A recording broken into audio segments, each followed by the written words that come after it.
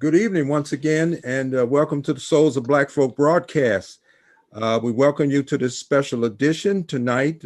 I'm Brother Rodney Muhammad, and I'm joined with my co-host, Brother Michael Muhammad, student in the ministry of the Honorable Minister Louis Farrakhan in Atlantic City, New Jersey. So welcome, Brother Michael. We're back on again. The Souls of Black Folk broadcast is viewed every Tuesday night at 8 p.m. Eastern Standard Time, and you can see it on Facebook Live. And also we have a YouTube page where you can go right to Souls of Black Folk broadcast, and you can see not only the recent one, but you can see a storehouse of some of the other interviews we've had with people like T.O. Hardeman dealing with gun violence in Chicago and major inner cities throughout the country.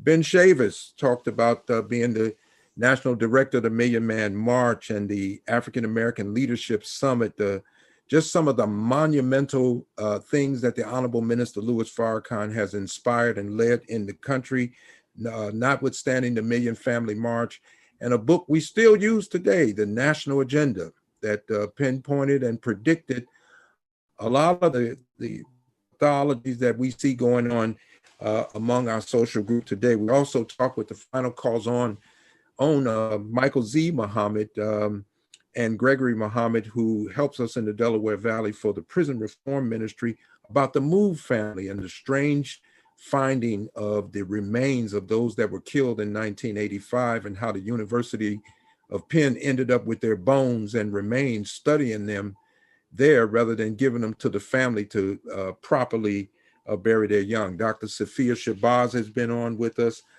and many others. You can also, and we always remind you to go to the website, noi.org, to connect and learn about our live webcast from our flagship mosque in Mosque Mariam, to hear from those working with the Honorable Minister Louis Farrakhan, namely his chief national assistant, Student Minister Ismail Muhammad, with a host of his staff and some of our other executive council members. One we have on with us tonight, and then there are others that you can hear from on that live webcast. Also, you connect with the Final Call bookstore to learn about publications from the Honorable of course, the recordings of the Honorable Minister Louis Farrakhan, the Final Call radio that's on 24/7. You can learn about events going on in the Nation of Islam, and even some of the other talk show platforms and some of the campaigns that many of chief helpers of the Honorable Minister Louis Farrakhan throughout the country have engaged. And don't forget about our weekly publication, the Final Call newspaper. You can get that every week. It's somewhere right in your city, but I call on you to get the digital subscription, and you can pull it up right on your laptop. Tonight's show is a special focus on plagues and 21st century pandemic. To set this up, I just want to start from the book in the Bible called the Book of Revelations. And of course, in the present world we live in, it's situated as the last book of the Bible, but the Honorable Elijah Muhammad teaches us this is in fact the first book of the Bible. It's revealed to the Father of this world. In the 18th chapter, it says, "For all the nations have drunk the wine of wrath of her fornication, and the kings of the earth have committed fornication with her, and the merchants of the earth are waxed rich through the abundance of her delicacies. And I heard another voice from heaven saying, Come out of her, my people, that ye be not partakers of her sins, and that ye receive not her plagues." Also, Paul talks to the Galatians in the 5th chapter, and he talks about the works of the flesh. And one of the works of the flesh, some biblical translations say witchcraft, some say sorcery. But when you look up sorcery in Strong's Concordance in the Greek dictionary, you get the word pharmakelia, which is translated in the English language pharmacy. So the witch doctor is right down the street. And we want to talk about that. Notable among plagues, and they date far back, even BC, but the bubonic plague was one that was notable. It was said to have killed some 200 million people globally. It took 1/3 of Europe's population in the Middle Ages. Some people might remember that in 1918, there was widespread death in America after World War I.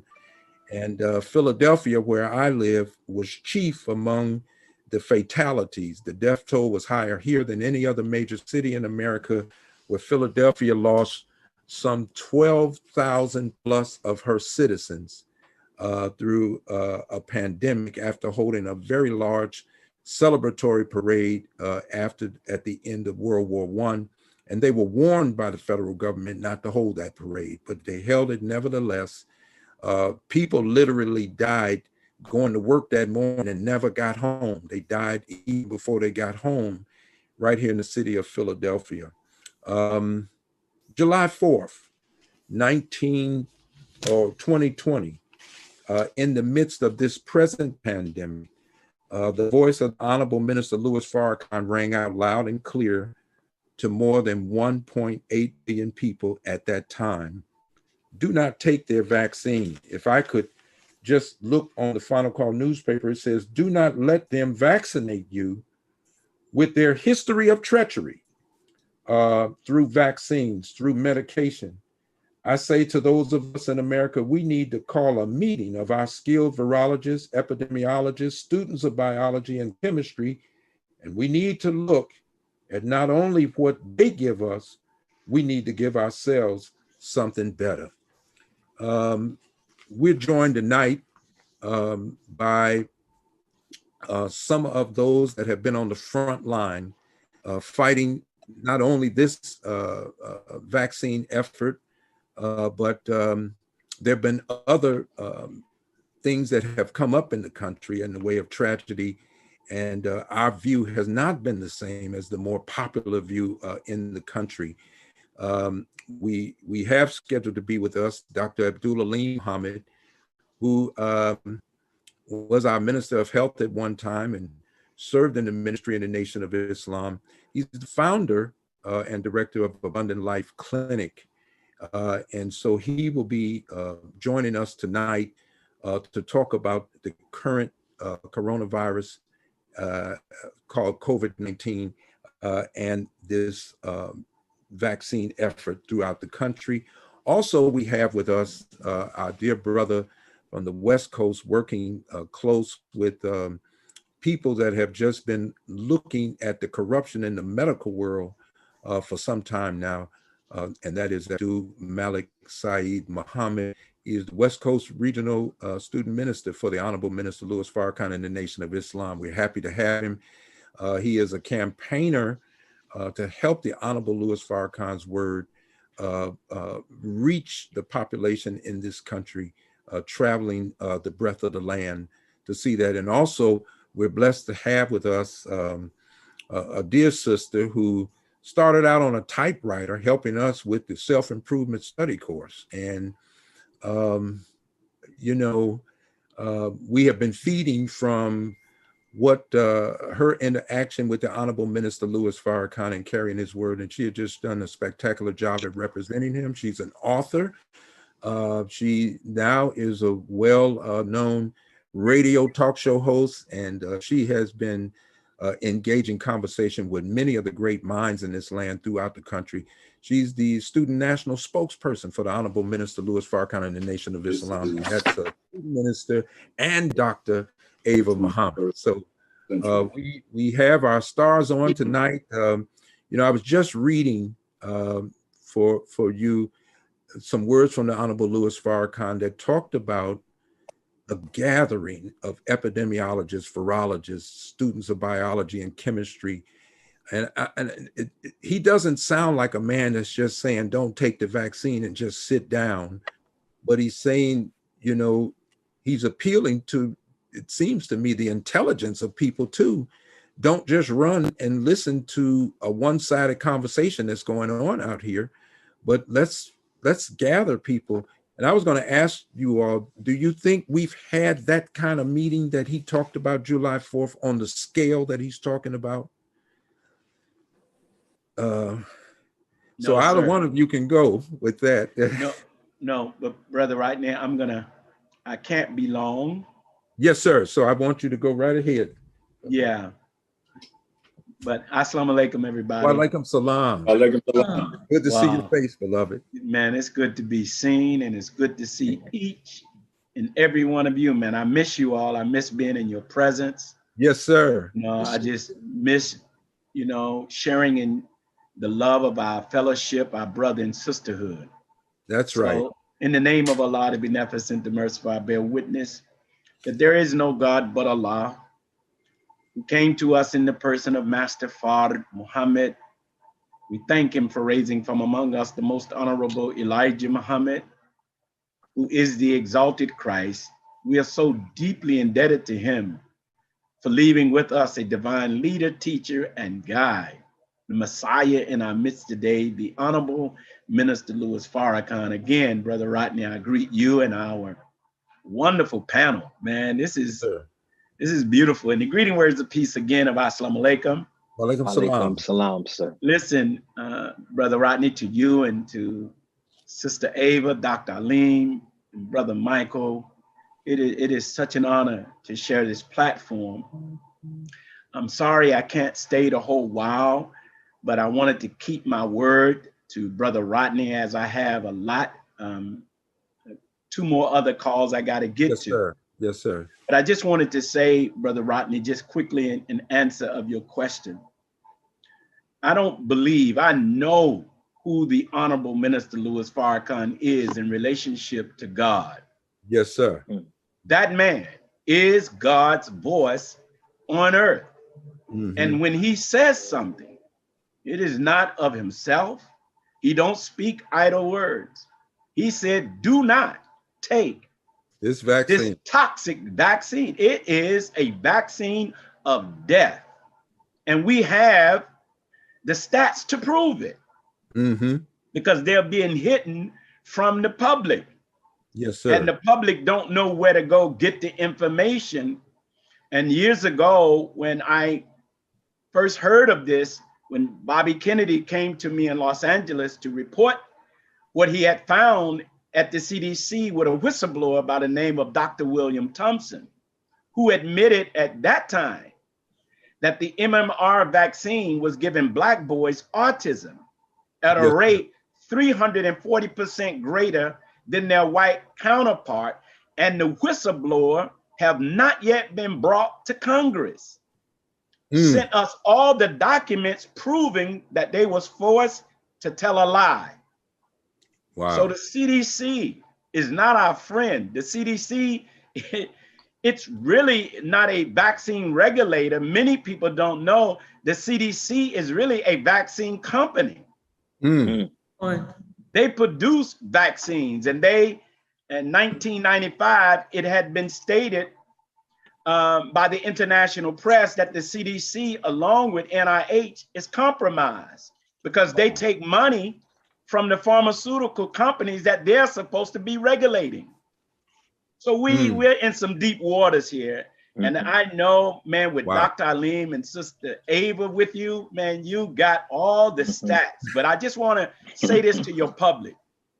One of the best websites to get information is called the childrenhealthdefense.org, where monthly they post the reports from the CDC website called VAERS.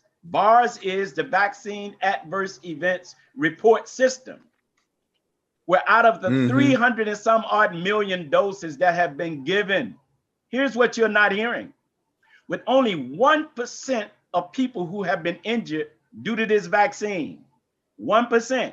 Do you know that of that 1%, 6,113 people have died taking these vaccines? 24% occurred within 48 hours after taking the vaccine, 16% 24 hours, and 38% occurred when people became ill. After they became ill, 48 hours later, they're dead. And they're not telling you it's over 300 and some odd thousand serious injuries. So when the Honorable Minister Louis Farrakhan said, do not take it, the data is proven. Now remember, only 1% of the injuries have been reported. What if we got 20%? What if we got 50%? You would have well over 200,000 people dead as a result of this vaccine. This was a money play, brother.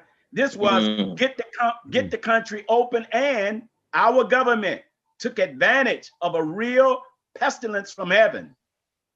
They created the narrative, and behind this real plague, they set us up for death, giving us not a vaccine. Remember, it's experimental. It has not been licensed. And so I'm going to leave with that. But please, we did a documentary called Medical Racism, the New Apartheid. You can go to medicalracism.org, but do me a favor, make sure, go to children'shealthdefense.org. It's one of the top websites. And what I love about that website, it don't deal in hyperbole. They have credible virologists around the world. 10,000 doctors, 1,000 attorneys is suing the World Health Organization. And so we're in deep waters. So that man, the Honorable Minister Louis Farrakhan, knew what he was talking about. The pharmaceutical industry can be styled as the dragon in the book of Revelation. So thank you for this brief moment. Man, I want to hear Sister Ava and Dr. Alim, man, but thank you so much. With your permission, I have to leave. Yes, sir. Yes, sir. Well, we appreciate you. Love y'all. Time to love you too, brother. Love it. Thank you so much. Too. Sister Ava, if I could call you that, is Nation of Islam anti-vaccine? We just don't take any, or what is do we have, what is that position? Our position, and assalamu alaikum. Wa alaikum salam, man. This is a great honor to be part of this wonderful program. And I open in the name of Allah, who came to us in the person of Master Farid Muhammad and raised from among us his exalted Christ, the most honorable Elijah Muhammad. And we thank them both for their mercy in our midst, the Honorable Minister Louis Farrakhan. It is so wonderful to be here. You know, we obey God. That is our belief. We believe in obedience to the Lord of the worlds. We reject obedience to our former slave masters who are rebels against the law of God and natural law. And Minister Farrakhan wants us to understand that this mRNA vaccine produced by Moderna and Pfizer thus far, and along with the Johnson & Johnson vaccine, these COVID-19 vaccines are death. But it's important that we understand they are the latest in a diabolical scheme to depopulate this planet, primarily of the indigenous people. It is actually US policy to depopulate the earth of indigenous people. So if the audience asks the question, what do you mean it's the policy of the United States? A policy is a course of agreement that guides present and future decisions by government, lawmakers, institutions, systems, and organizations that shape our quality of life in our communities and neighborhoods. And it is really important that we be aware that, as you pointed out, Brother Rodney, when Mr. Farrakhan announced on the 4th of July, 2020, do not take the vaccine. We will not accept death. The vaccines were still in development. Right. They had not yet gone to market. He was not relying on reports from researchers in chemistry, microbiology, virology, etc. He was relying on God himself. He was serving our people, the indigenous people around the earth, and then humanity in general. He was serving as the mouthpiece of God in making that pronouncement. Now, if you think back to what we've learned in history, back in the early 60s, when the scourge of polio was afflicting America and the world, a vaccine was developed and it was applauded. It was received with joy and relief. And in the midst of this polio vaccine being administered, the Honorable Elijah Muhammad said to his followers, do not take the polio vaccine. That's right. He didn't say don't take any vaccine ever. He said the polio vaccine. Minister Farrakhan has to take MR vaccine. Don't take the COVID-19 vaccine. So we are not, we resent the term anti-vax the same way we resent the term anti-Semitic, those kinds of terms, because they suggest that what you are anti to is the acceptable righteous standard, and that you are some outlier who is against the health of the population. So now that the vaccines are being deployed, and according to the US government, 300 million doses have been administered, yet they are whining and crying that enough people have not been vaccinated, particularly enough Black people, particularly not enough Southern states are complying. But the way this has been handled is with an elevated level of fear of this pandemic, of a disease that is treatable, which I know my dear friend and brother, Dr. Abdul Alim Muhammad, will address. We're talking about something treatable, Brother Rodney. And the people are being made to believe that the only solution to the problem of this virus is an experimental, dangerous, unapproved vaccine. Unapproved. As That's brother pointed out, Brother Malik pointed out, this is from the Final Call newspaper. We report on a weekly basis the data from the CDC. And thus far, as he indicated, it's only 1% of the estimated numbers. But we have at least 6,136 deaths and nearly 300,000 incidents of injuries and harm from this vaccine. Now, some people say, oh, well, what is 6,000 people when we have administered millions of doses of this vaccine? Keep in mind, the complete effects remain to be seen. However, if you all will recall, when the World Trade Center complex fell and 3,000 plus people died, this country came to a halt. 3,000 dead people is a lot of dead people. That's right. Yes, it is. And these 6,136 dead people, which are in all likelihood only 1% of the deaths, this is not death from a hurricane.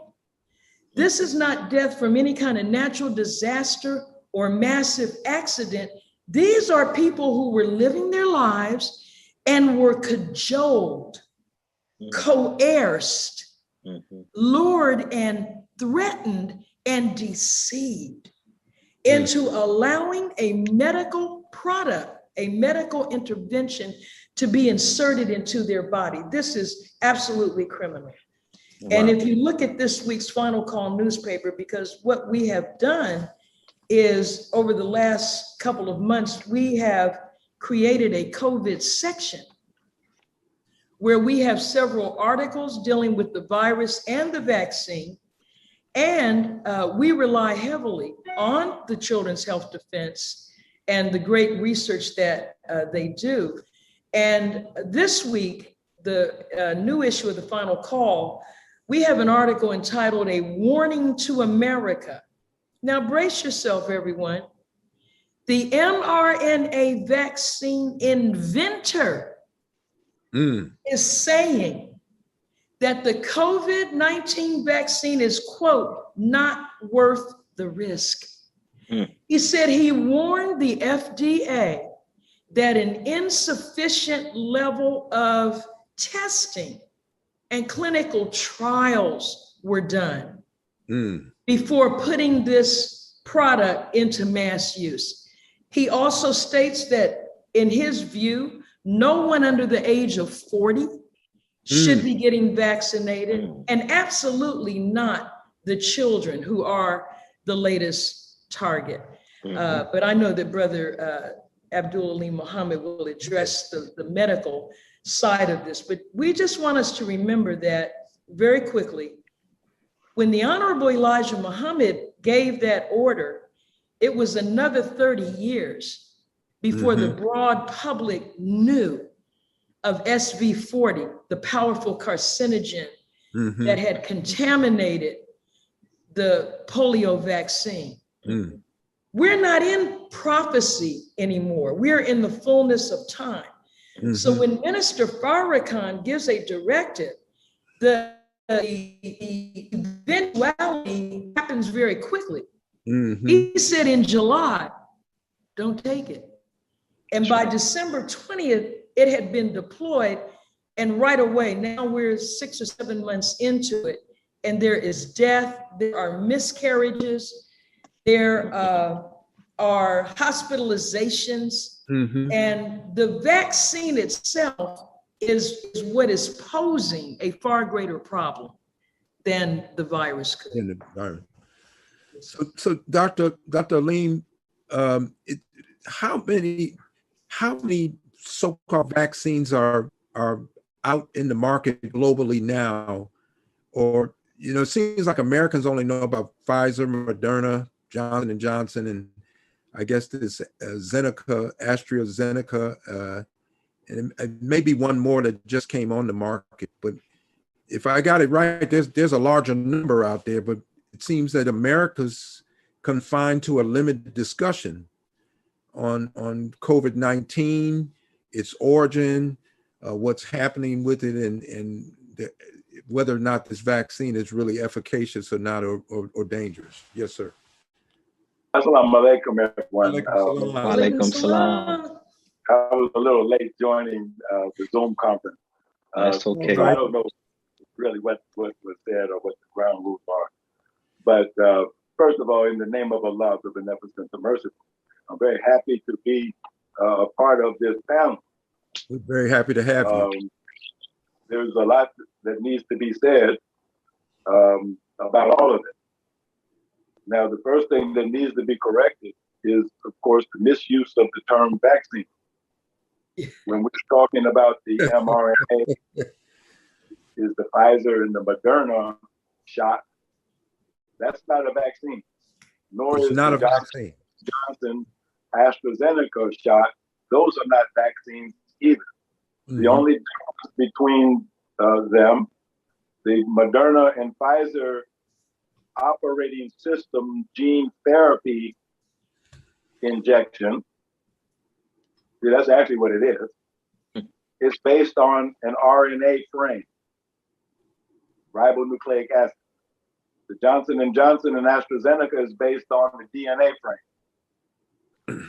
Whether it's based on a DNA frame or an RNA frame, all four of them do the same thing. They take over the machinery of the cells within your body, and you start producing the spike protein that makes you sick, and in many cases kills you. Now, the spike protein itself is an infectious protein. So when they talk about the second wave comes from the vaccinated people who shared the spike protein to the unvaccinated, the people who put up their hands and said no. But if they take a breath around the vaccinated person, they just got vaccinated with the spike protein. And again, I'm misusing the word vaccination as well, because the spike protein is not a vaccine. It's a biological weapon. Let me say that again. It's a weapon. What are weapons used for? To kill people. Okay, so let's not overlook the obvious. This has nothing to do with health, has nothing to do with public health, has nothing to do with the well-being of the population. All it has to do with is an agenda of depopulation, as I think Dr. Ava already mentioned. Referring to Henry Kissinger's document, National Studies Security Memorandum 200. That became the official foreign policy of the United States, to reduce the population in 14 designated nations, including Brazil, including Nigeria, Pakistan, India, China. The Palestinians were included as a separate group. Iraq, Syria. All of the places where you see death and destruction, they were marked for death and destruction. And so are we. So this spike protein that was on the virus last year, the coronavirus, did all the damage. So to be worried about the virus is, especially when we have Paximune, worried about the rifle shot bullet. The rifle itself is not going to do any damage. What's going to kill you is the bullet that was shot by the rifle. And now we have a bullet, the S protein, that did all of the damage in the first place from the people that were severely affected by the coronavirus. It was the S protein on the virus that did the damage. And then they came up with a vaccine, so-called, an operating system, gene therapy, that produces spike protein, that produces the disease-causing element that was on the original virus. And then it's a self-propagating protein. People should do research. Look up the word prion. Some people call it prion, P-R-I-O-N. It causes mad cow disease, infectious protein. So the spike protein that is manufactured by the mRNA or the DNA operating system, gene therapy, injection. I think the protein. Okay. And so now you ask a question about other vaccines. Well, Russia has a vaccine that's based on an adenovirus. It's like a flu vaccine. It's relatively safe. As far as I know, it does not contain the mRNA technology. The Sinovac is in China. It's not very effective from early reports. The Cubans are said to have two vaccines. Brother Americo Muhammad, he might be in Cuba right now. We're investigating to find out about the Cuban vaccine. I have no technical information about it at this time. Also, last week, Iran announced that they had produced their own indigenous vaccine. Now, again, I have no technical data about it. But on the World Friendship Tour, I did have a chance to have a conversation with the Minister of Health of Iran. And at that time, they were already in the development phases of vaccines. And from what he told me, if they did it using the technology that he was describing, then I would consider it to be a clean vaccine, unlike the contaminated vaccines that the Honorable Elijah Muhammad warned us about back in the 50s with the polio vaccine. Because you see, the SB40 virus was the first oncovirus ever discovered. And oncovirus causes cancer. And so from that original ancestor, the SB40, SB stands for simian virus, monkey virus number 40, in other words. There were 39 other monkey viruses in the polio vaccine. But the only one that caused cancer was SB40. So that went to Fort Detrick, Maryland. President Nixon declared an end to biological warfare research, then declared a war on cancer. And that was just a cover, which was researched by Dr. Horowitz's book, Emerging Viruses. That became the cover for the development of HIV. So when we talk about 5G technology on the electronic side, there's a co-development of viruses on the biological warfare side. So HIV was succeeded by Ebola, but Ebola was too deadly. And then that was modified to what was called MERS, Middle Eastern Respiratory Virus. That was kind of like a death. Then came SARS-1 in 2002 and 2003, and that was more deadly. And so SARS-2, now called COVID-19, was the 5th generation biological weapon. And this time they sent it against China. Well, are they making these? Yeah. Response. So these are not naturally formed, if I'm hearing you right. These are man-made?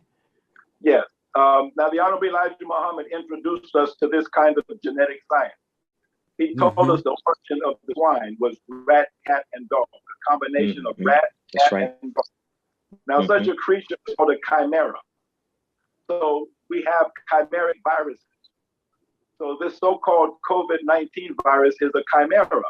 It's a combination of influenza, the natural coronavirus, HIV virus, tuberculosis, the rabies virus, and I'm forgetting something, but it's a combination of all of those different natural viruses in an unnatural package.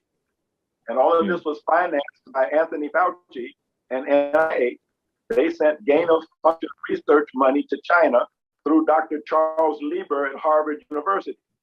Dr. Charles Lieber was the engineer who miniaturized the cell phone down to the level of a human cell so that a transistor could be inserted into a living cell. And so that was the research going on at Harvard that was then transferred for final development to the laboratory in Wuhan, China.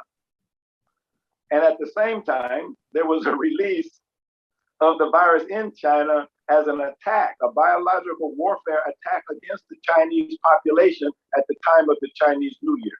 Wow. And so what's suffering here in America and the Western Hemisphere and in Europe, you could say is the Chinese retaliation for the American attack. Well, let me ask something, Sister Ava. Do you think, and of course, he's listing a lot of different epidemics or pandemics, however they're going to be described, but it seems like this coronavirus, it had a devastating impact on the economy and everything. Are some of the decisions now you don't have to wear a mask? You don't have to worry about social distancing anymore. Now, you think these decisions are economically driven, or we never did have to social distance and wear masks? I think we need to look at this entire so-called pandemic through the lens of the Honorable Minister Louis Farrakhan, and when he talked about a pestilence from heaven. And remember what he said. He said that the punishment of the pestilence is that which you relied upon for your sustenance will turn against you. This vaccine, and as Dr. Alim just laid out, the true nature of what we're looking at with this virus and what this product that's being injected really is. If we remember the Honorable Elijah Muhammad's words to people, Allah will make you separate. We're living in that time. There's no coming back from this persistent effort by what the Honorable Elijah Muhammad called prominent house servants. Negroes who have found an oasis somewhere in America and are continuing to hold on to this myth that somehow we can integrate into this society. We can't do it. It's never going to happen. And what Dr. Alim just said about the vaccine, look at separation being the best and only solution, and how that's applicable spiritually, mentally, morally, and physically. You see, if you obey him and don't take it, that's not enough. You also have to distance yourself from those who did. Because now it's problematic.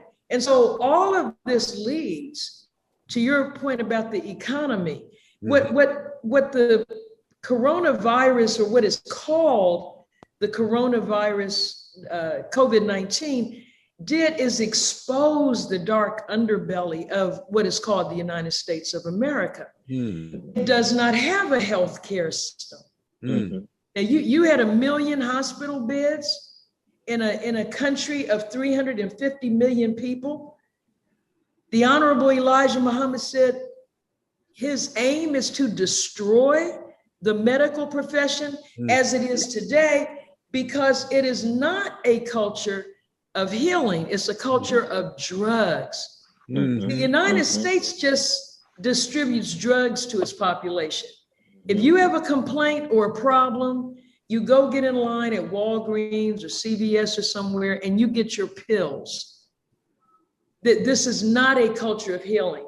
Right. And so, yes, I think, and then you have the added problem of the division between and among white people themselves. That has been exposed, that this is not a true nation. This is a political union of 50 sovereign states. You know, there's a reason there's a North Dakota and a South Dakota, and it's not a good one. A North Carolina and a South Carolina. These are the results of disagreement. And the only organizing principle that the United States ever was able to come together on is contempt and hatred for the Black man. Outside of that, they are unable to unite together. So we're also witnessing the unraveling of a great nation. Remember the Savior's Day message. That's right. February of 2020 was entitled The Unraveling of a Great Nation. And then 2 weeks later, the United States was on something that resembled lockdown. This country is too savage to do a complete lockdown. There's no such thing as that. But this is why you have different governors and mayors and different politicians in different jurisdictions have a different response to the pandemic. And there has not been a successful national policy. But the federal government does not have legal control. Each state controls its own health, welfare, education, taxes, etc. Yeah. So Dr. Alim, the Cubans, and I've heard the ministers use the term clean vaccine, that one of the cleanest or some of the cleanest vaccines were produced by the Cuban medical community. Have they been able to curb and pretty much subdue the coronavirus there on the island of Cuba? And I understand that they may have been allowed to help the Chinese. What do we know about that now? Oh my goodness, the Cubans are just tremendous. I mean, they are really the superstars and the heroes in the middle of this whole pandemic globally. And if there's any fairness or justice in this world, the Cuban Medical Brigade, headed by Dr. Herrera, they would receive the Nobel Prize for Medicine or the Nobel Prize for Peace. They might receive both of them. See, look, America is oriented to sports and play, right? So we keep score. So now if you kept score between, say, Anthony Fauci, who is in charge of the epidemic in America, and compare him to Dr. Zong in China, who was aided by the Cubans. The Cuban Medical Brigade went over to China and they delivered to Dr. Zong interferon. And Dr. Herrera reported that overnight they saved 1,500 lives in the ICUs in China, in Wuhan City, in the early days of the epidemic. So by the time the dust settled, without a vaccine, China was back on its feet, and their total death count was 4,600 out of a population of 1.6 billion. They only lost less than 5,000 people. How is Anthony Fauci doing? What's his scorecard like? Yeah. You see, we've already decided that.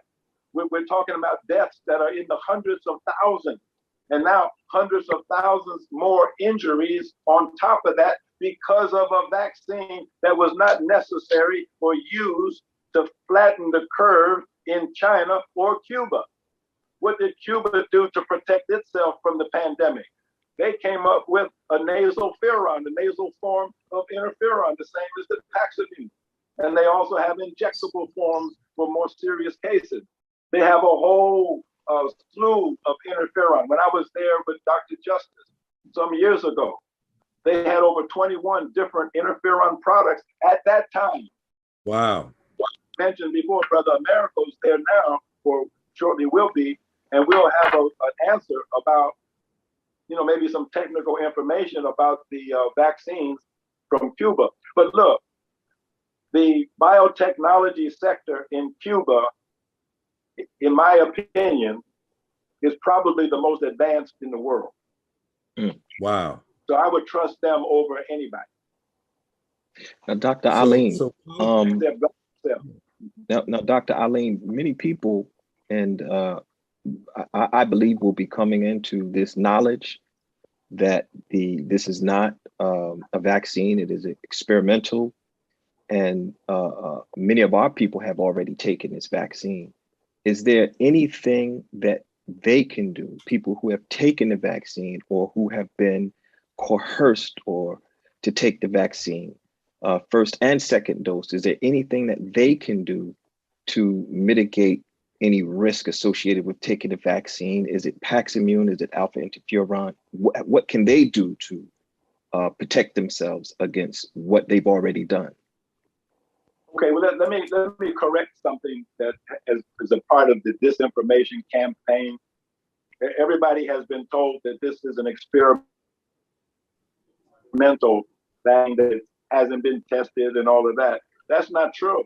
It has been tested. When they tested the mRNA vaccine, technology, they first tested it in humanized mice, and after 2 months, 100% of the mice had died. They did the same experiment in the mRNA technology into monkeys, and same result, 100% death rate. And at autopsy, that mRNA was found in every organ throughout the body. Yes. So again, we have to correct the record. They did an experiment to prove that the mRNA technology is 100% lethal. Now, if you translate mice lifespan into human lifespan terms, 2 months of a mouse's life is 2 years of a human's life. So if 100% of the mice died in 2 months, according to Dr. Judy Mikovits, according to Dr. Luc Montagnier, the Nobel Prize laureate, the people who have been vaccinated will be dead in 2 years.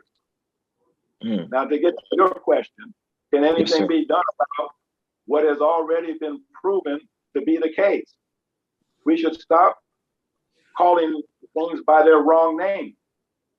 This is a biological weapon. The spike protein is a biological weapon to kill you. The people, the 30% of Black people who did not listen to the Honorable Minister Louis Farrakhan, we're not surprised at that figure, that is 30%. That was the 30% they cool called to, and they listened to him. So now, our poop journal, why are we surprised Why wouldn't Armageddon be biological? It's only logical. Mm-hmm. It's the brown germ against the black germ. Mm-hmm. So now you are injected with the gene therapy operating system disguised like a Trojan horse. Well, look at what the Jews are doing over there in Israel. Mm. They call them settlers. They're assaulting the Temple Mount. Well, now, if I stick a nasal swab up your nose, what do you think I'm doing? Mm-hmm. I'm assaulting the Temple Mount. Mm-hmm. That's almost like the corridor in the Great Pyramid going up to the King's Chamber, into the ethmoid sinus, into with the cribiform plate. And right behind the cribiform plate, you have the Holy of Holies. You have your hypothalamus gland, your pituitary gland. Mm-hmm. And then above them all, the pineal gland, your spiritual connection to the divine. And then slamming something up your nose, like the spear of destiny that pinned Jesus to the cross. Well, it wasn't a cross, it was a wall. So what's up there? The cribiform plate. Look at your anatomy book. Why is there a bone up there called the crystal galley in the form of a cross? And why do they want to put it up your nose? It's to impregnate your with fibers and dust and nanoparticles and electronics. And then your cell phone, earphones, and then you get an electronic blast that meets right in the center of your brain and destroys your pituitary, destroys your hypothalamus, destroys your spiritual connection by destroying your pineal, because the vaccine contains spion, super paramagnetic iron oxide nanoparticles, shortened to spion, that can impregnate the brain cells and then respond to magnetic fields. So in a weak magnetic field, these spions, these magnetic nanoparticles, they heat up. It said 6 degrees Celsius, which would translate to roughly 12 to 13 degrees Fahrenheit.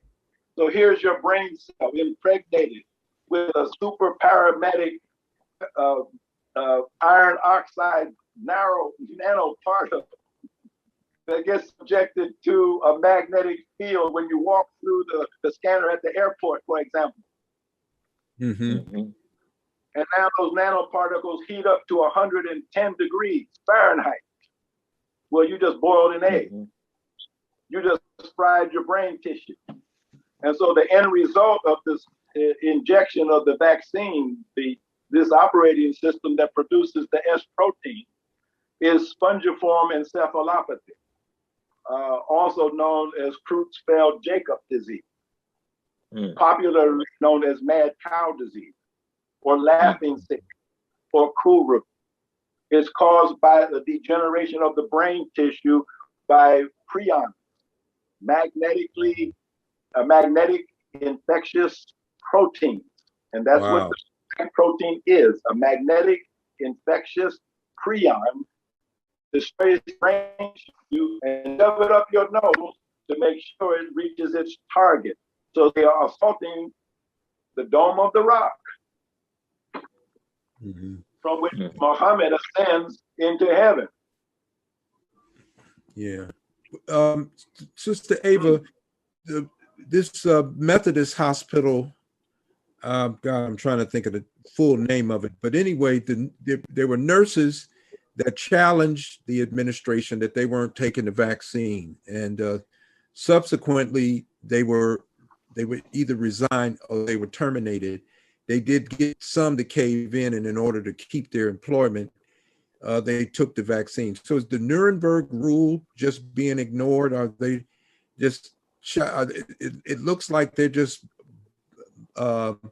like a bull in a china shop, just busting through, and they're just going to challenge laws in that. So can we expect to see a lot of cases?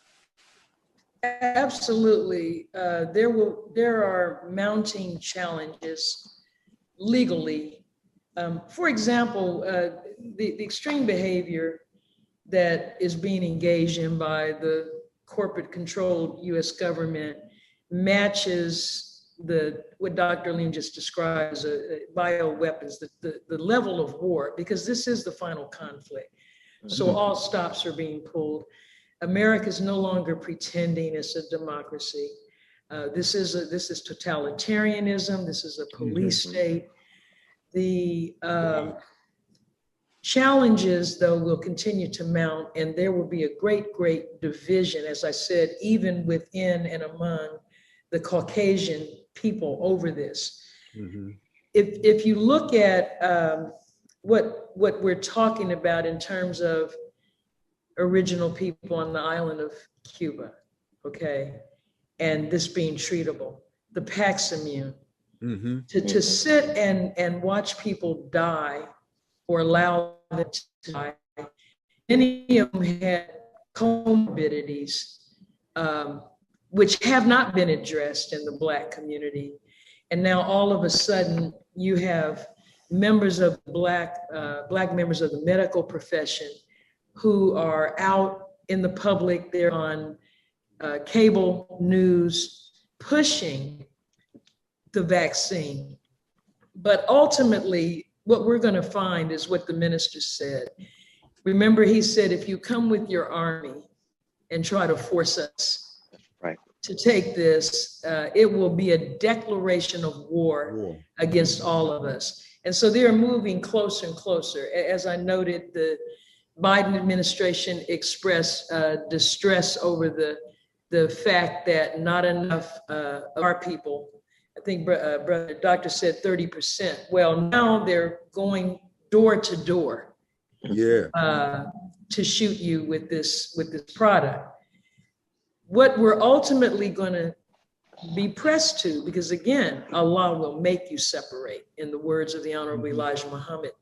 What's really going on is, how are you going to tell me that I'm a public health risk because I did not let you inject this death into me?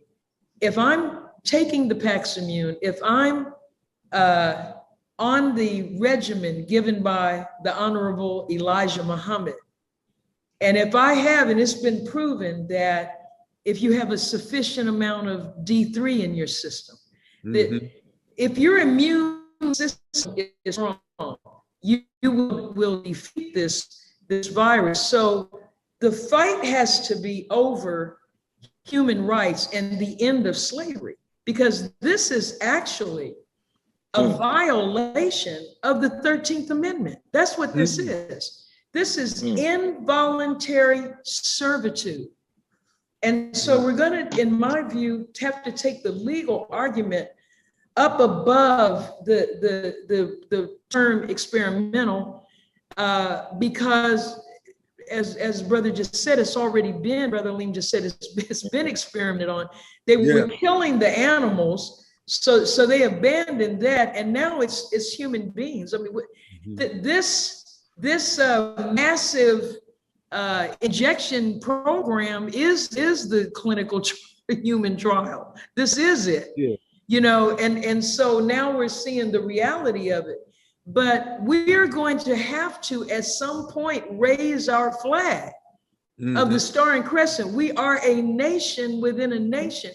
There's no other solution to this problem other than what's on the back page of the Final Call newspaper, the Muslim program. And if as Minister Farrakhan said, take away the word Muslim, put Black in there. If you're not comfortable with Muslim, we are a subject people. We are the descendants of slaves. We watched George Floyd lynched and murdered, tortured to death in front of us. We are seeing this go on and on. Our water has lead in it. We're corralled into colonies called ghettos. And so what this has done is expose all of that and pushed us to the brink where we have to choose, as he said in point number 5, because we know point number 4, the demand for separation. But in point number 5, the Honorable Elijah Muhammad said, I want every Black man and woman in America to choose whether or not you want to be with God or whether or not you want to stay with the slave master. If you can look at what was done to the Greenwood section of Tulsa and still find a way to think that you can live in peace with these people, if you can watch what's happening to us on a daily basis and still think that, then you stay with them. But at a certain point, you know, Lot had to leave. Sodom and Gomorrah, even one turned and looked back and became a pillar of salt, or symbolically present. Some of us want to preserve this, and our desire for the preservation of this this entity that's built on a doctrine of white supremacy is in opposition to the will and plan of the Lord of the worlds. Yeah. Well, you make me think about the slave code book. I think Goodell's book, somewhere around page 309 or 305, it says our bodies would be used for 3 things: hard labor, breeding, and for scientific purposes, to further medical science experimentation. So we seem to be in all those categories. We're checking all those boxes. Could I take in addition to what Sister Ava said concerning the vaccination campaign and some of the legal ramifications, you see, there's actually a difference between the rhetoric of war and kinetic war. And so this kinetic war is not really a debate. And somebody said, I don't know who it is, all is fair in love and war. So if you don't think you're in war, then you think people have to be fair. But when you know that you're in a war, you know nobody's going to be fair with you and play by the rules. They're going to do everything that they can to accomplish their objective.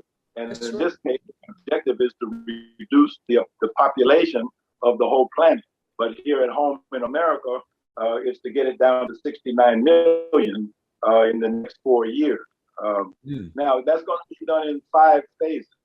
So the first phase is the voluntary vaccination campaign that has already been completed. In other words, all of the typical fools who will line up just because you tell them to, they have already been vaccinated. So that's 70% of white people and about 30% Black people. Okay, so those are the numbers. Now, the second phase is in effect, and also the third phase. The second phase is incentive. If you get vaccinated, I'll give you a donut. I'll give you a lottery ticket. Yeah, Krispy Kreme. Yeah. So there's an incentive. And so you get a certain percentage of the population that likes donuts. And so then you move into phase 3. We're in the middle of phase 3 right now. Phase 3 involves private corporations, government agencies, institutions like colleges and universities that make it mandatory on their private ground.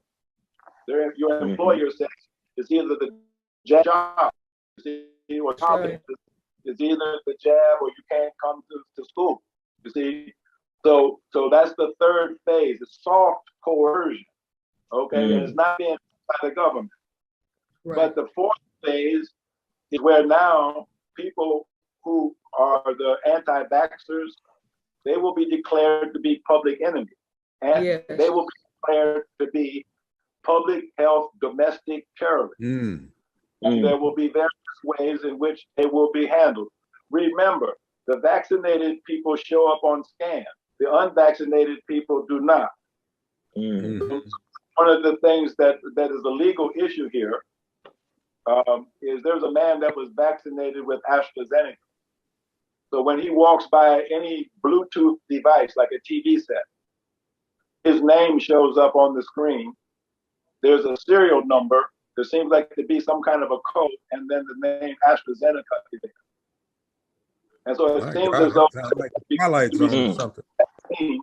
he has been electronically branded like a slave.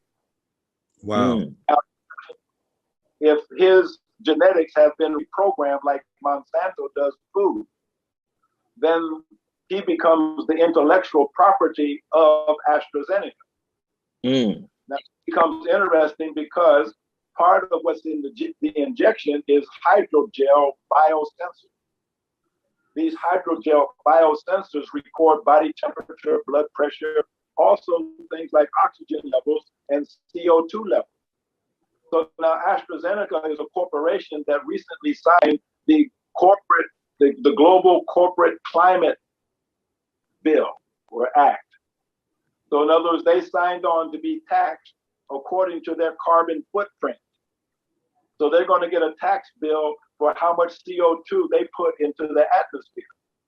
Well, naturally, that includes their intellectual property. In other words, the competition among the so-called vaccine makers is to see who can brand the most people the fastest.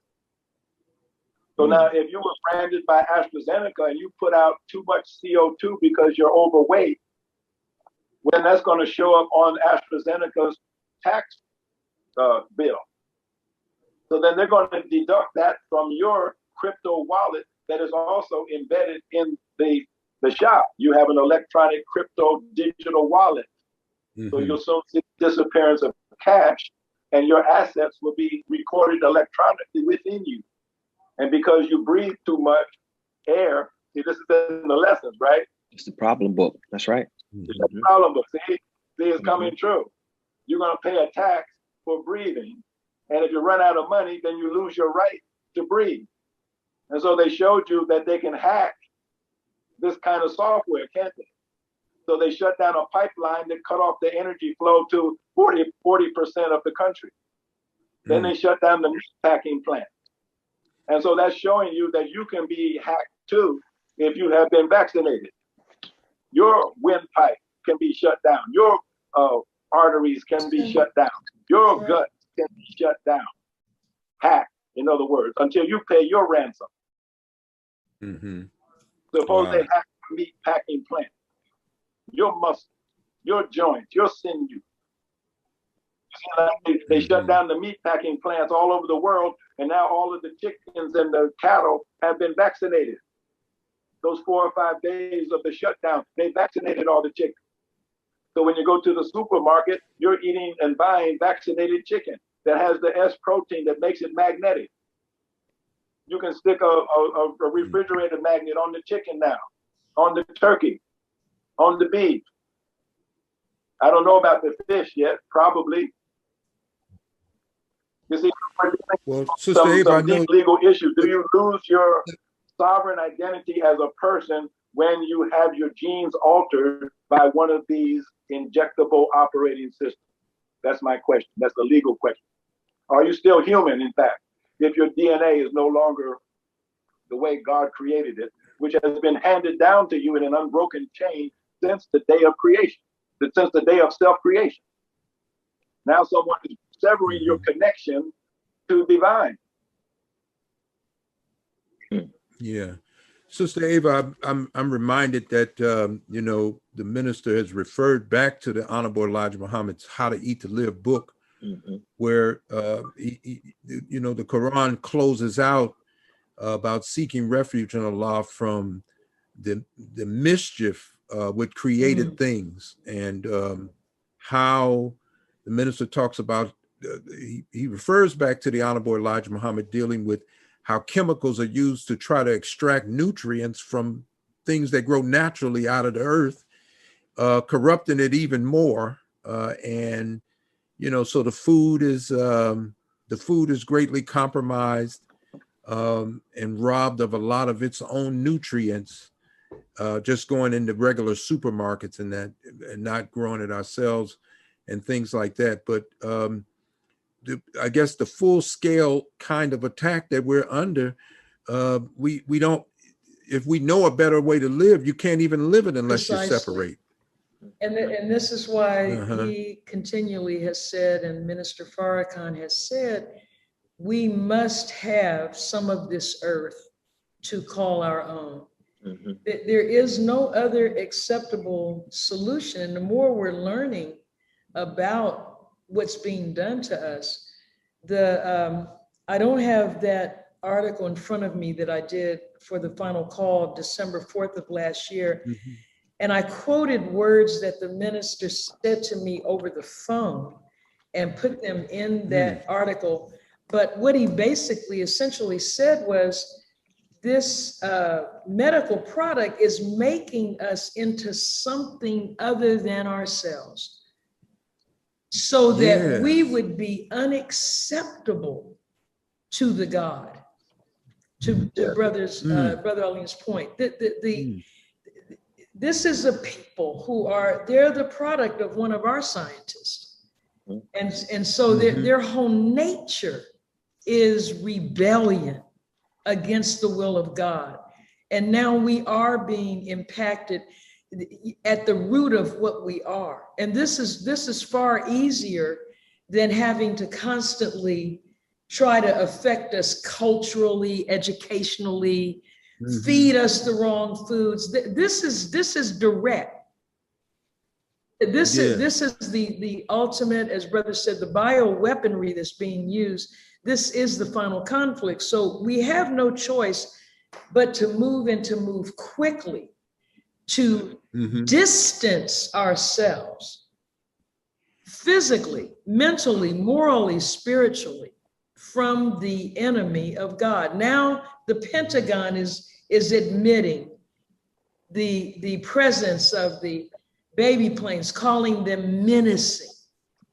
They have to let the people know, because there's about to be that battle in the sky. So everything that we were ever taught from the time Master Fard Muhammad came, everything we have been taught is now coming to pass. And we've been shown mercy, but Allah's mercy is abundant, but it is not infinite. Yeah, it seems to me, so help me, that the conversation, well, first of all, the general conversation out there about this whole COVID-19 thing seems to be one-sided. It doesn't seem to be a pro and con going on. No. You can't even CNN, MSNBC, see anything. There are two guests on. One is pro, one is con. You get a greater range of information because one's opposed to this approach and someone else is for it. It seems to just be one conversation. And anybody that's talking about not taking the vaccine, not lining up with what Dr. Fauci and a gang of other medical people are saying, they're just shutting those people down. And it seems to me we're just confined. And I was reading what Honorable Elijah Muhammad said. We didn't even call it Europe until we ran these folks in there. So I guess it was called West Asia. So, but after we ran them into the caves and that, but it seems like confining, that's the only way they know to handle us. We seem confined, even in Black America, to this whole argument. In the average circles in Black America, you don't see a pro and con conversation going on. The people who are not taking it they seem to be disconnected from a lot of institutions that are pushing our people and using Black faces to help push and promote taking this vaccine. When we're on the street, it just seems that the young people on the street are just disconnected from that whole promotional campaign. They just don't seem interested in cooperating to take the vaccine. But so I guess I'm trying to find out now. There's such a large number. They talked about a third of this population that's not taking this vaccine, but they don't seem to be united. It's not like there's a network out there of people working together not to take it. It's just a lot of different communities, white and Black, that are just not taking the vaccine. They don't trust the government, or, they fall in a certain category of thinking. Sort of like when Dr. King was killed and the minister said they were looking for a leader of who told Black folks to riot in all these cities, but he said it was a social nerve that just kind of connected. We all felt each other's pain everywhere around the country, and there was a reaction just like in the body. So I was wondering what you all thought about that. Well, if I could respond in a way, because a lot of what we're talking about is kind of gloomy and negative and sounds dangerous, and Sometimes people can get very pessimistic, and sometimes reality is pessimistic. But there's another part of reality that should not be overlooked. Now, when I joined the conference, there was some mention about a conference that the minister had called for, a virologist. That was a part of the July the 4th message that we need to have a conference of our scientists, virologists, so on and so forth. And you were asking the question whether or not that conference something on that scale. Yeah, something on that scale, not just a handful, but it seemed he was talking on a very large scale, like a convention of some kind. Yeah, now in fact, many people are aware of the fact that once upon a time, I was the Minister of Health and Human Services for the Nation of Islam. Right. And when I became aware of the issue, graduated from medical school, I was solidly in favor of vaccination. But then as I educated myself and saw the result of the vaccination that I myself had participated in, I had to change my view. So in 1997, I wrote a document called the Moratorium on Vaccination for the Nation of Islam. And if you read that document, you'll see it calls for a conference to be convened. And we had NIH, we had the National Medical Association, the American Medical Association, the American Association of Black Psychologists, the Black Nurses Association, the social workers, all of them were ready to convene a conference at that time. Now that conference never took place, it still needs to take place. But the point I'm driving at is not that. It's the fact that, how many years ago was that? That was 24, 26 years ago, 24 years ago. Mm-hmm. That's an entire generation of people who were saved from vaccination because of that moratorium, and then the vaccine exemption forms and the vaccine guarantee form that thousands of people utilized to be exempt from vaccination when they had to go to school or go to college or to get employment. My office sent out thousands of copies of that. And so now what am I saying? What is the most precious possession that we have in this world today? Youth. It is the unvaccinated generation. That's right. Mm-hmm. And totally unvaccinated. Mm. If you want to know what your opinion was in 97, I would have been on the fence a little bit. Maybe there's some good vaccine. What would be my position today if I had to rewrite the moratorium? The only good vaccine is the one that's never taken. Mm-hmm. There's no vaccine that does not damage brain cells every single time in every single person. Wow. And so the whole idea of vaccination is like one of those things. It sounds like a good idea. Mm-hmm. You try it. And what must you rely on? You must rely on what the Honorable Elijah Muhammad taught us and how to eat to live. That's right. He asked the question, how strong is the foundation? Can we survive? Yeah. Well, what foundation? The foundation of our life. Well, what is that? That's the food that we eat. So we're eating the right foods, fasting with the right food is a cure for what? All our ills. What is the Max Immune? All it is food. That's why it's sold as a dietary supplement. It feeds your immune system. And then with the rest of a good diet, hey, you're good. And so our most precious possessions are our young people who did not receive the 50 or 60 vaccine shots that the average American young person received. Mm-hmm. That means that they are acceptable to their creator because their DNA genetic material has not been altered in any way. We need to protect them with our very lives because they are our spiritual future. Mm-hmm. Good. Sister Ava, so what are your thoughts about that? I'm sure you've been on forums and there have been people that were absolutely for the vaccine, and and our position probably to them looks extreme, but we're looking at falling in line with these folks after the history that they've shown us. That's a little extreme, I think. What's your thoughts on it? You know, as Allah says in the Holy Quran, they plan and I plan, and I am the best of planners. And so, you know, nothing escapes Allah's service. Nothing escapes facilitating His ultimate will.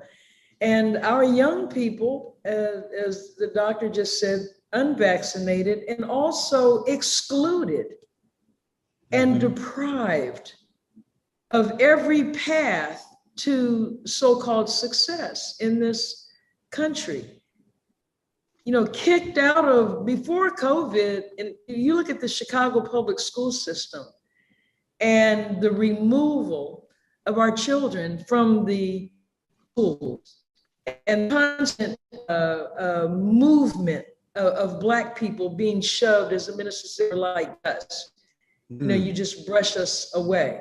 Yeah. Well, this is a generation that does not have fear.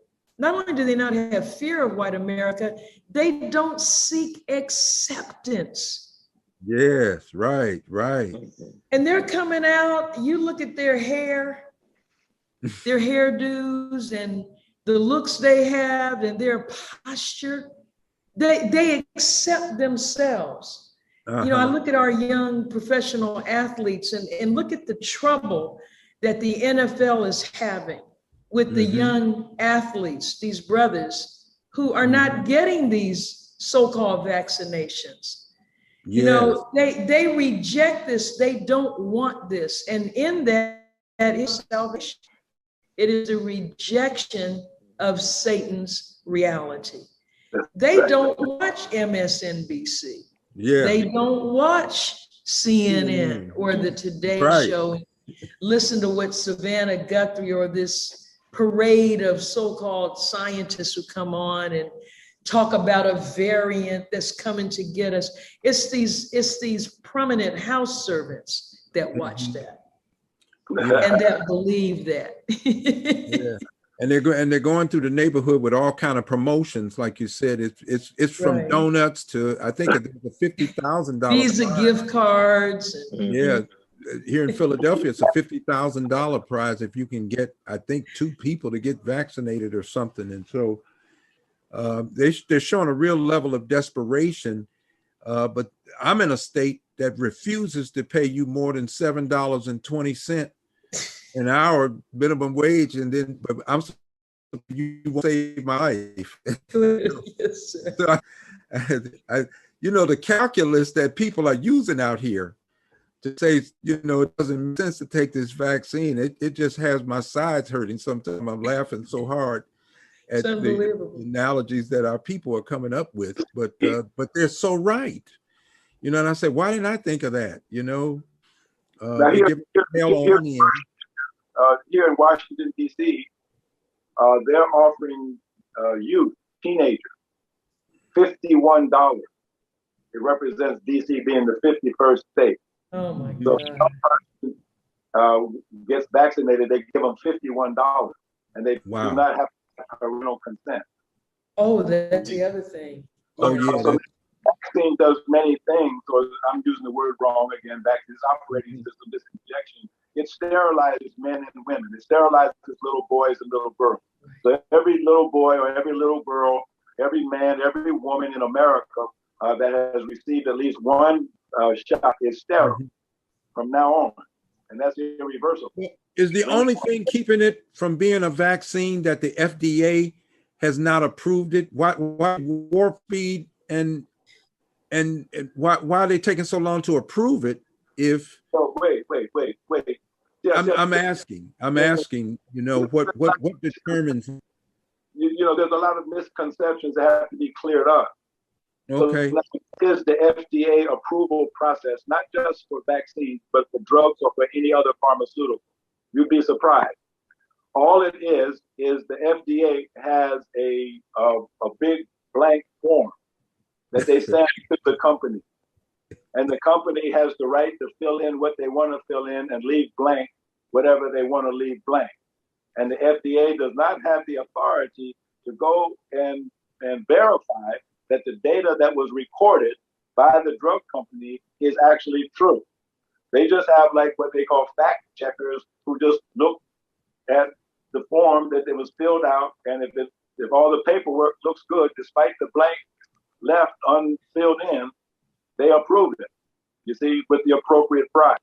And that's the usual general FDA approval process. And that's why there's so many recalls on medications that were approved. And then 2 years later, then there's a recall, and you have all these Wow. There is no process that is worth 2 cents. Now, that's not new. It's always been that way. It's always been that way. But like the Sister Ava said, this pandemic here, it's manifesting a lot of things. Everything. Yeah. Exactly. And you know, there's also the fact that right now, it's against federal law to refer to these products as safe and effective. If you've gotten emergency use authorization of a product, you got it because your product's not approved.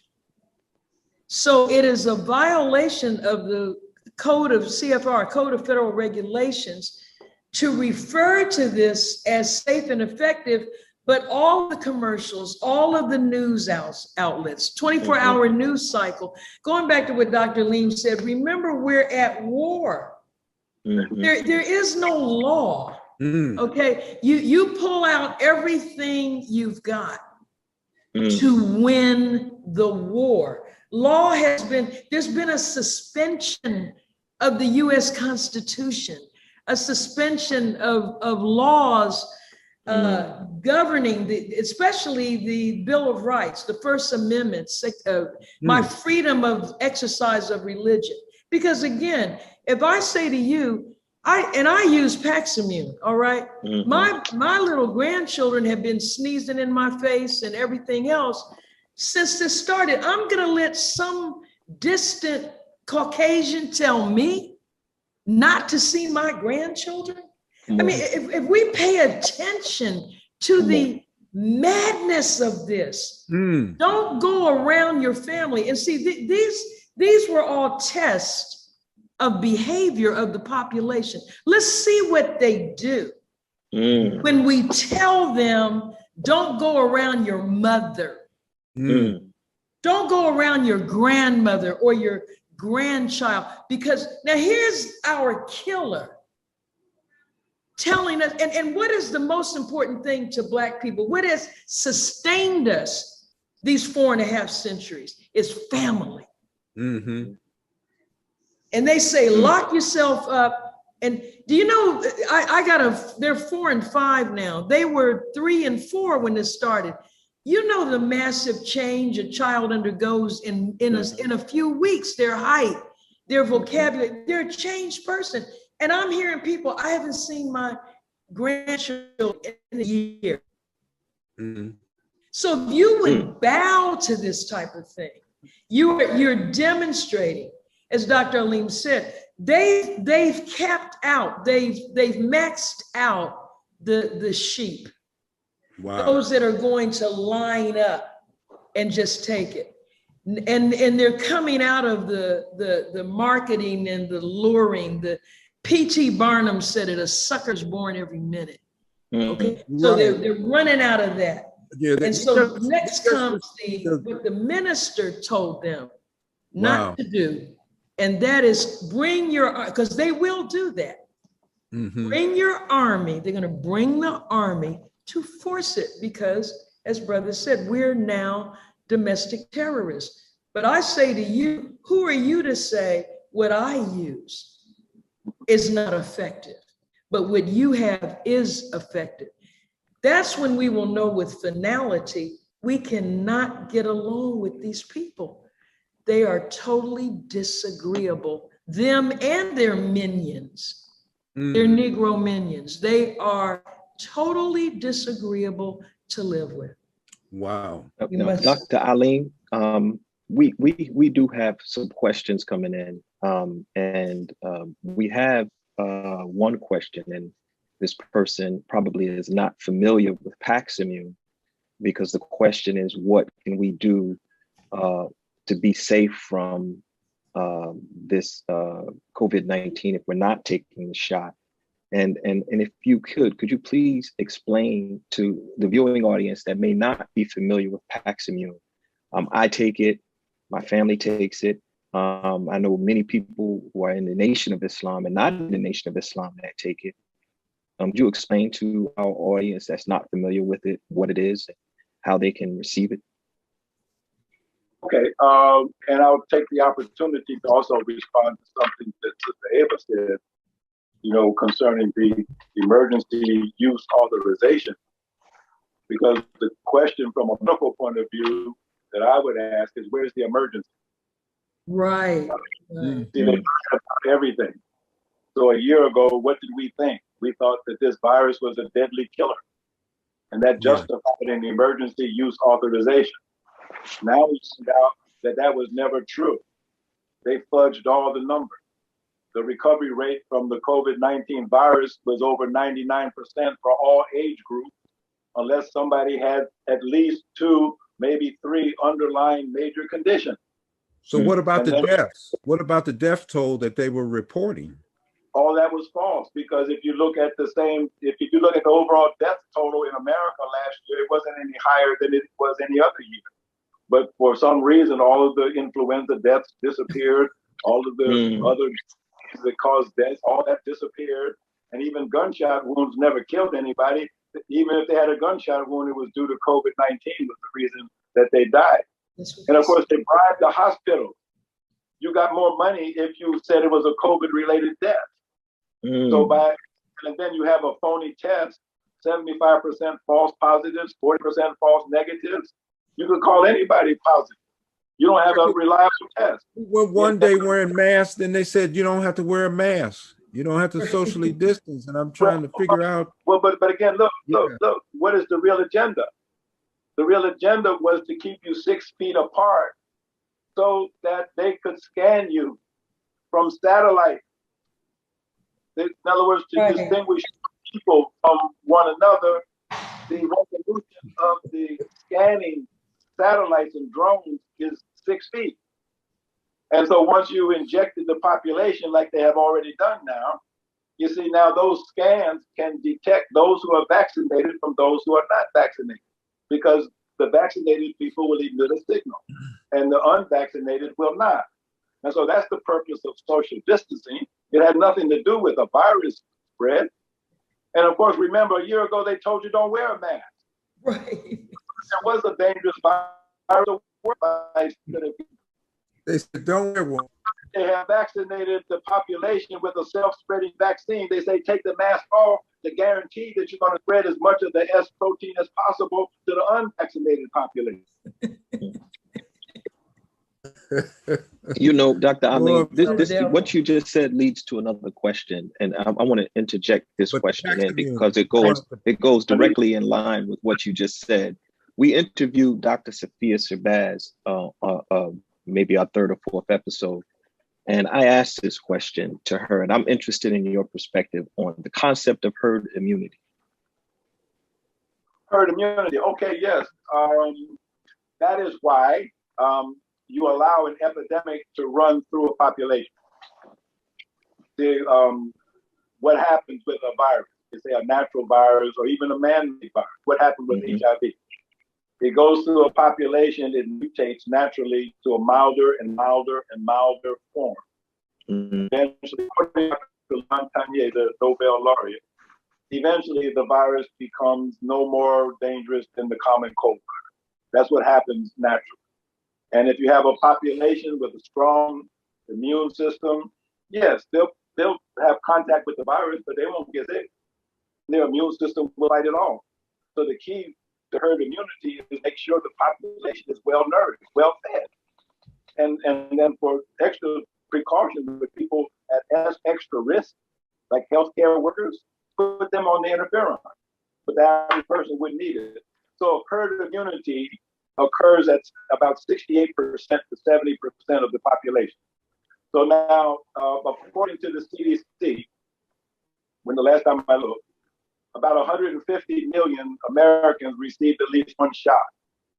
According to the CDC, an additional 100 million Americans have natural immunity because they actually had the virus. So if you add those two figures together, 150 million plus 100 million with natural immunity, you have about 250 million people. Well, do the math. That's 68%, 70%. Right. That's No, herd 70%. immunity. So again, where is the emergency that justifies the use of a dangerous experimental operating system that kills people? There's no justification for it. Now, what is the Paximune? Paximune, the label tells the whole story. It's a dietary supplement. It's made with bovine proteins. Now, the proteins are interferon. And what are interferons? They're cytokines. That is nature's answer to viruses. So when you have a strong, healthy immune system, your own body produces cytokines, the interferons, and the alpha, beta, gamma, lambdas, all kinds of them. There's millions of them.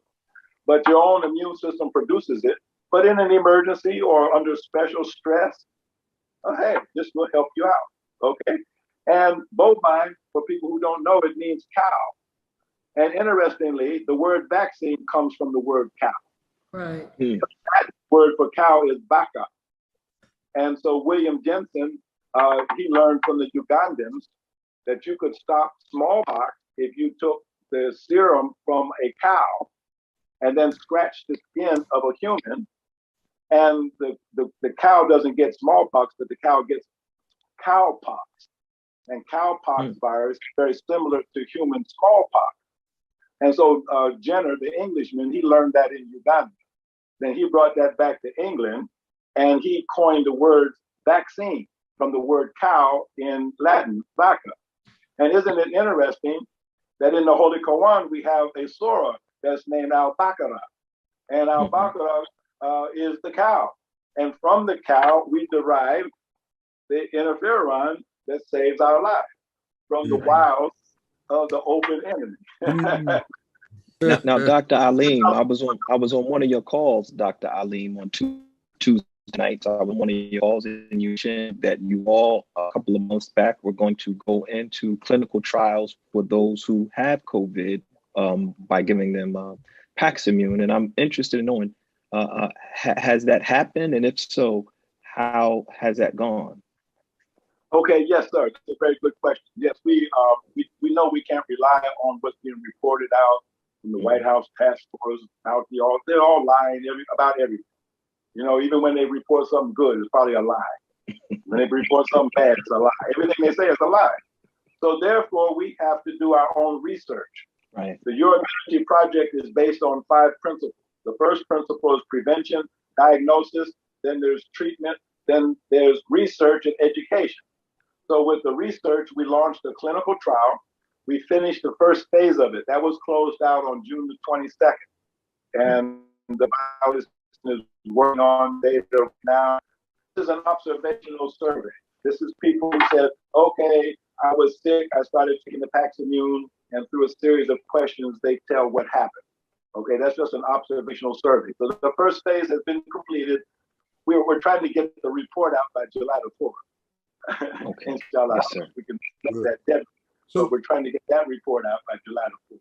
So, Sister Ava, one of the things that most current in this program, and of course in the eastern part of the country, is aside from just really trying to spread the word, what more we can do to help in reaching the general public about the Honorable Louis Farrakhan's. The clearest position I have heard. You're always hearing from other news people. There are people who aren't taking the vaccine. You don't know whether they're so-called vaccine hesitant or they're just not taking it. I know I'm one of those in the category, I'm not taking it based on what he said. I appreciate all of the data that has come in, but are there other things we can do? We obviously have in the final call. I'm so pleased that I can open it up and clearly see those words, do not take this vaccine, and that there's a chart that we can follow, even though it's an undercount, but at least we have something up there that shows that we're on it. Are there other things that we can do? Well, also we have to encourage people to read the articles that are in the COVID section, most of which are coming from scientists who were involved in the development of the mRNA technology. For a few weeks ago, I wrote an article that the Pfizer scientist who debunked this whole concept of variants, which is being propagated so that people will go back yet again and get a booster shot. But, you know, in terms of what Dr. Alim was saying earlier and what we're saying about the youth, the one thing we have to be careful of too is that we're always being pulled into a reactive mode to what the enemy is doing. And what I'm pleased to see happening, you know, back in 2018, at the behest of Minister Farrakhan, I went on a tour of the country doing town hall meetings on separation.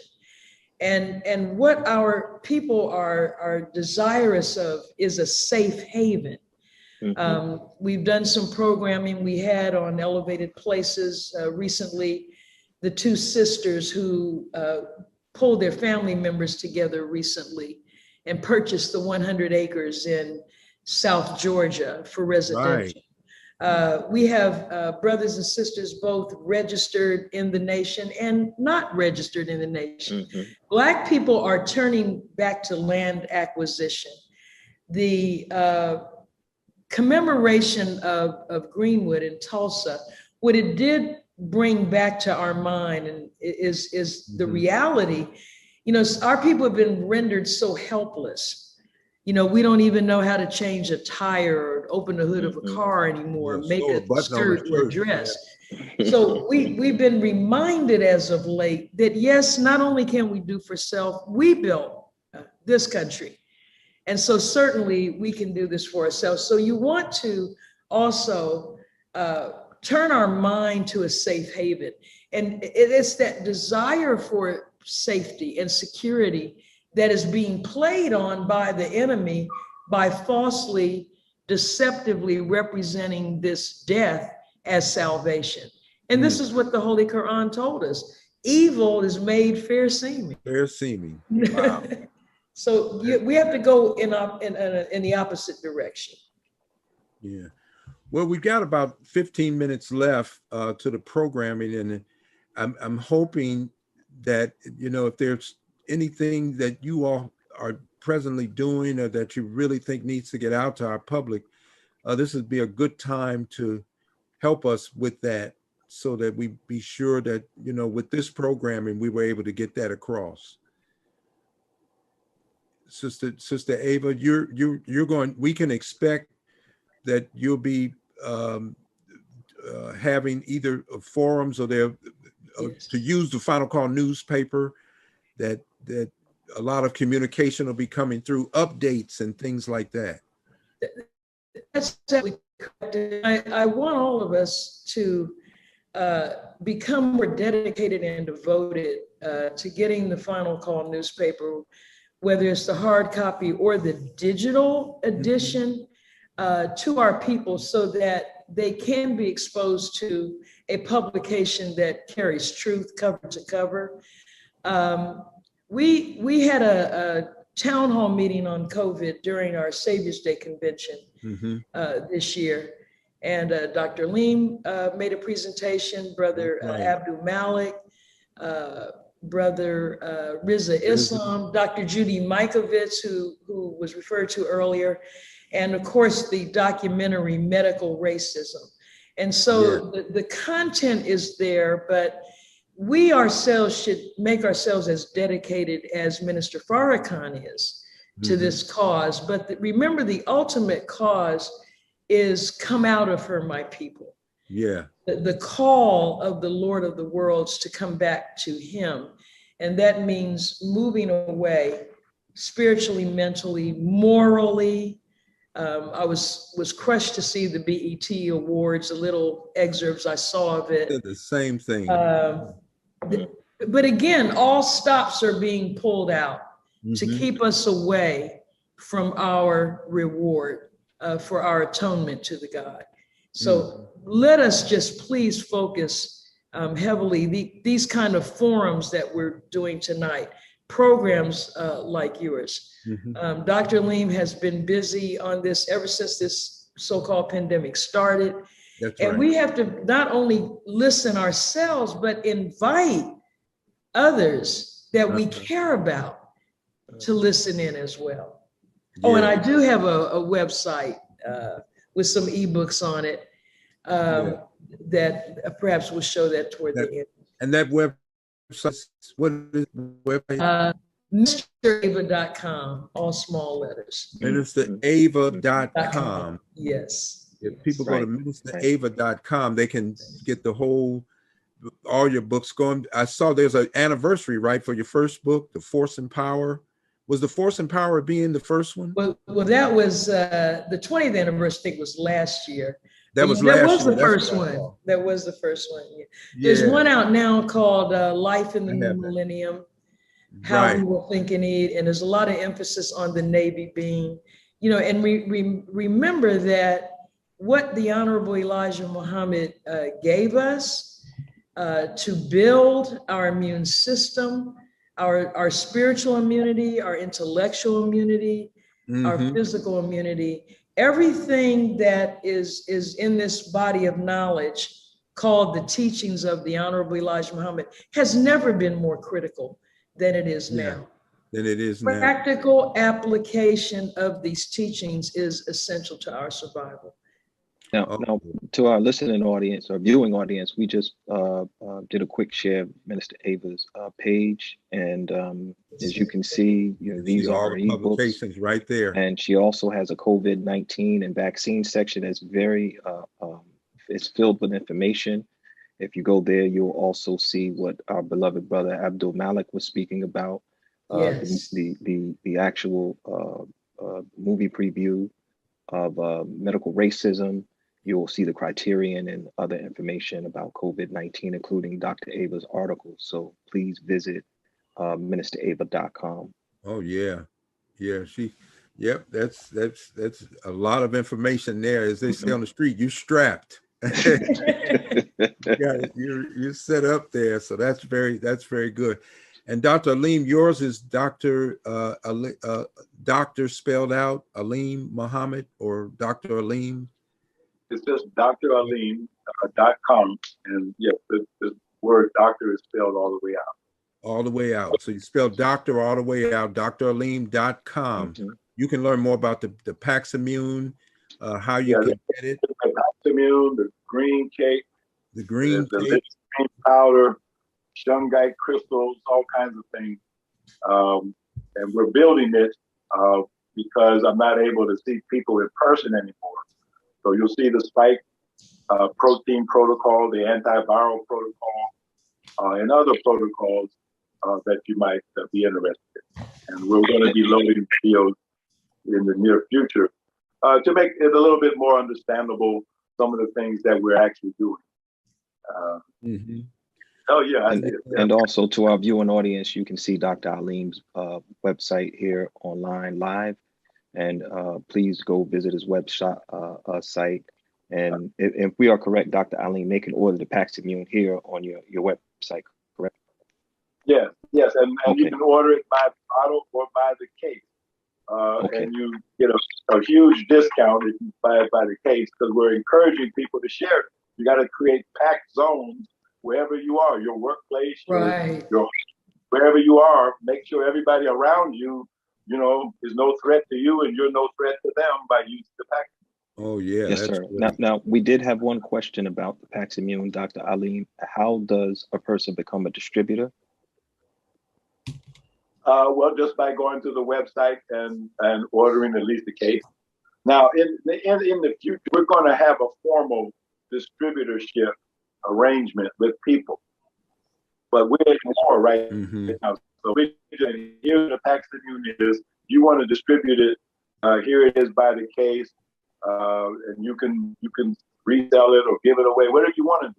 And yes, in sir. the future, we will have a more formal kind of an arrangement, but you know, I mean, we got to get it out. And we're lucky. We have such great help. We have over 60,000 people taking the vaccine around the country. 60,000. At least, yeah, and that's those figures are at least 2 weeks old. So it's that now. So if we can save lives with the Paxton, just think about that now. According to the scripture, the number was 144,000. We're not that far away from 144,000. We're almost halfway there. With a little push from everybody, you see, we could probably round up 144,000, and then we could see if we could beat the old prophet's prediction, like the Honorable Elijah Muhammad said. He thought we could. Yes. Come on. I mean, that's yeah, that's a word. That's a worthy goal. That would be hard to explain going into the hereafter, having saved yourself, and you could have saved somebody else and you didn't. Exactly. See, that would be hard to explain. So now, and the Honorable Louis Farrakhan, I'm not sure how to identify. I imagine people can Google, but he talks about vaccines and the corruption of the medical industry in more than one address. I can remember talks even before COVID-19 came out, his concern with lethal injections, and things of the sort. So, this isn't our first time that, people use that term. It's not my first rodeo. I think we've been in the fight with Fauci and some of these other characters even before this. Oh, sure. And the first debate I had with Fauci was in 1992 at NIH. Come on. And Dr. Justice and Dr. Harold Arbery, we kicked Fauci's backside. I was going to use another word. He had the whole staff. Yeah. So we had to, we had done our little clinical trial with Cameron back then. Cameron, yes. Yeah, we put his hand to do clinical trials, but that's when I found out they don't do real science. It's all political.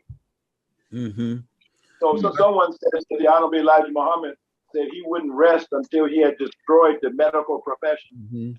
Yes. Because it was the profession of healing, but now it has become the profession of drugs. Well, I'll add a little tag to that. It has now become the profession of vaccine death. Yes. Yes.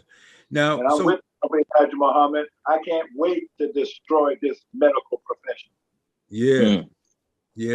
Profession, like Sister David said, of drugs.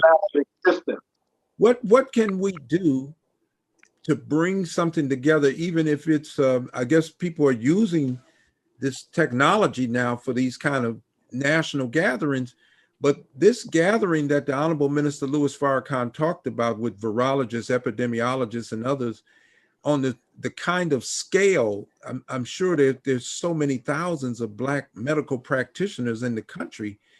It sounds like there's more than enough to have some kind of convention just about this and about how our people are being treated with the medical profession, because this won't be the last time they're coming to us with a needle and a reason to stick us in our bodies with something.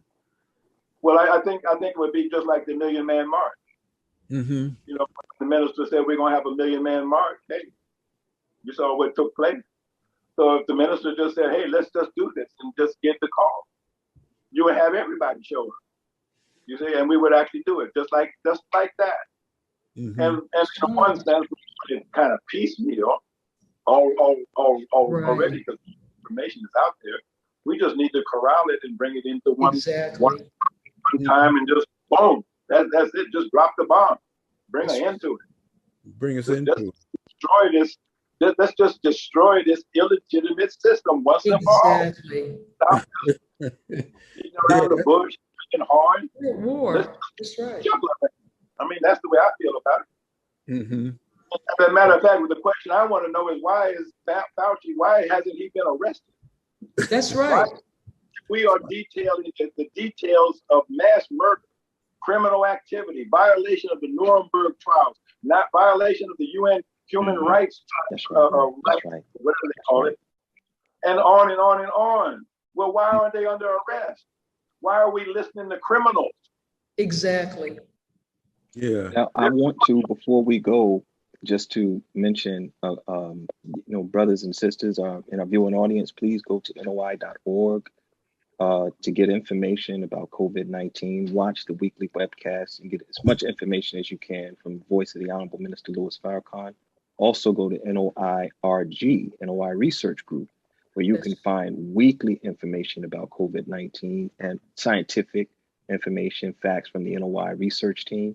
And every Thursday night at 7 p.m. Central Time, you want to go to Elevated Places to see our beloved sister, Dr. Ava Muhammad, and Blog Talk Show.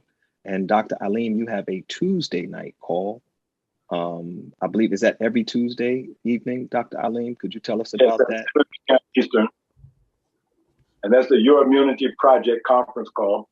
You can look for us on Facebook, Your Immunity Project on Facebook. Thank you. Thank you.